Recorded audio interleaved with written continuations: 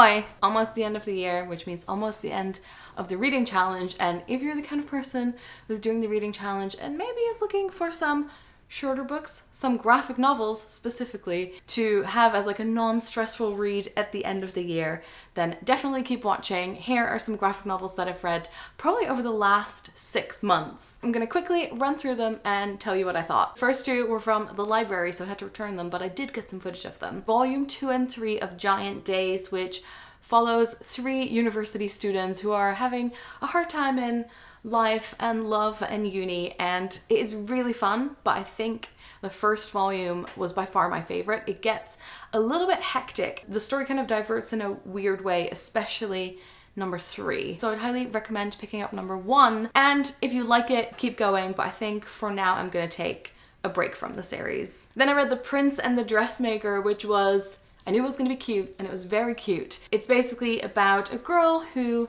is a seamstress and she gets hired by the court to make dresses, and it turns out she's making dresses for a prince, and they kind of get closer as she like discovers his secret, and they go out together, and it's just a really lovely story. Very quick read, would highly recommend it. I also got Ms. Marvel from the library. The main character is Kamala Khan, who is Marvel's first Muslim character to have her own comic. This is her origin story and her trying to figure out what to do with her powers. Do I enjoy Marvel stories in general? Yes. Do I enjoy Marvel comics? I'm not sure. Did I enjoy this one? Yes. It was very quick. It was filled with emotion. There's lots going on, and the drawings are absolutely gorgeous. Then there's Be Prepared by Vera Broskell. She also wrote Anya's Ghost, which I loved, but this is a middle grade summer camp memoir about a Russian summer camp, a girl trying to fit in. It has so many anxious moments. I'm not super keen on memoir graphic novels, with a few exceptions. I enjoy the throwback, I enjoyed the awkward bits, and this also really reminded me of my friend Fran from Franerd. Then I had a proof copy of Thornhill by Pam Smye, which is half graphic novel, half fiction novel, I guess. This is quite interesting. If you like something dark and a bit gothic, this might be a good one for you to read. The text is the story of a girl in, I can't remember when, it's like 1800s, 1900s. And then there's the modern day story in the graphic novel form. They're both quite lonely and they find this connection. I thought this was okay. I thought the story was maybe a little bit simple, but I do really like the combination of the images and the text. So if you're in the mood for something gothic, this also works well for like younger readers. Even though it is quite creepy, so maybe not too young. Let's stick to the gothic theme. Emily Carroll, who did Through the Woods, one of my very favorite graphic novels, has written a new graphic novel, and it is When I Arrived at the Castle. Look at these sexy vampire ladies. Her stuff is, let's say, gruesome, very intense. Very often she only works with like a few colors. It's a very short read, and it was, at times, I was a little bit like, oh, what's going on here? Very graphic.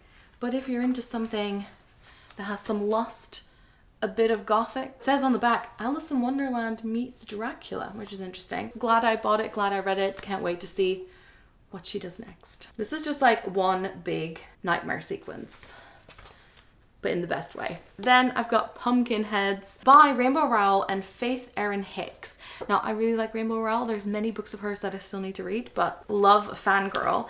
And this is about 2 friends at a pumpkin patch where they work every year, and they don't really see each other outside of it. And the guy's on this mission to finally, because it's their last year, talk to this girl he's had a crush on for ages, and they go on this adventure that takes them through all of the pumpkin patch like adventure park, and they try out all the different food, and it's just like a really fun little adventure. Not something I would usually read, but Rainbow Rowell just knows how to write those just really cute, adorable stories, and you kind of just want to like smush all the characters together and go like kiss. It was a really good, nice autumn read. Then there's 2 I wasn't super keen on, but I want to share them anyway. They're both from the DC Ink series. This is Kemi Garcia's Teen Titans Raven, and so I think a lot of YA authors are currently writing graphic novels with illustrators kind of retelling different stories of superheroes. I was interested in the story. I really liked the characters. She is in a car crash with her mother, and then her mother passes away. She doesn't really remember who she is or what she liked before, and all these like dark forces are at work.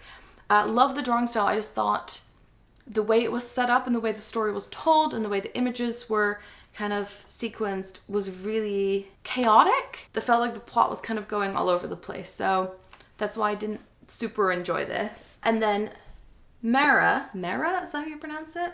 Mera Tidebreaker is about a character who lives in the kingdom of Xebel, Xebel, and she is a princess, and she's on this mission to find the prince that belongs to the other like group of people that live in the ocean that they're fighting, and he's on land and she's gonna go find him and kill him. But it's all about her like discovering who she really is, and maybe that not everyone is as evil as she thinks. Not loads happens in this. I thought it was like a little bit cliche. Again, I didn't like massively dislike it, but I also didn't massively love it. And maybe like this series just isn't quite my thing, but I keep trying out different kind of superhero graphic novels and kind of dipping in and seeing what I think. I did really like that in this one. It's mostly just blue and green except for her hair, which is red. Also some good like female friendship, mentorship in this. I like that. I've also been reading more Saga. I haven't read number 5 yet. I'm still borrowing all of these from a friend, but I read 3 and 4, and if you want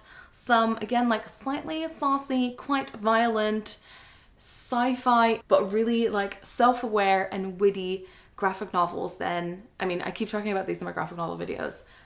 I definitely recommend it. Even if you think sci-fi is not really your thing, I think you'd still quite like this. And I think that's it for what I've read, but I also wanted to show this one, which just came in, because I supported this on Unbound, which is kind of like a Kickstarter for books. And it means my name is in the back. And I did this like a year ago, and it's finally been produced now and arrived, and it's The Carpet Merchant of Constantine. It's volume 1. I actually don't know that much about it. I just came across the page and I was like, yes. And it's, I think, based off a webcomic, and it is chunky. It looks really gorgeous with really like vibrant, deep colors. So maybe you want to check out if that sounds interesting to you as well. It smells incredible. So that was a quick run through, but maybe you got some inspiration if you're looking for some graphic novels to read. I'll be back again in 6 months telling you more about the graphic novels I've read in the first half of 2020, which sounds terrifying to say. Thanks so much for watching. If you've read any graphic novels you've enjoyed recently that you'd recommend, please let me know in a comment below, and I'll see you soon. Doei!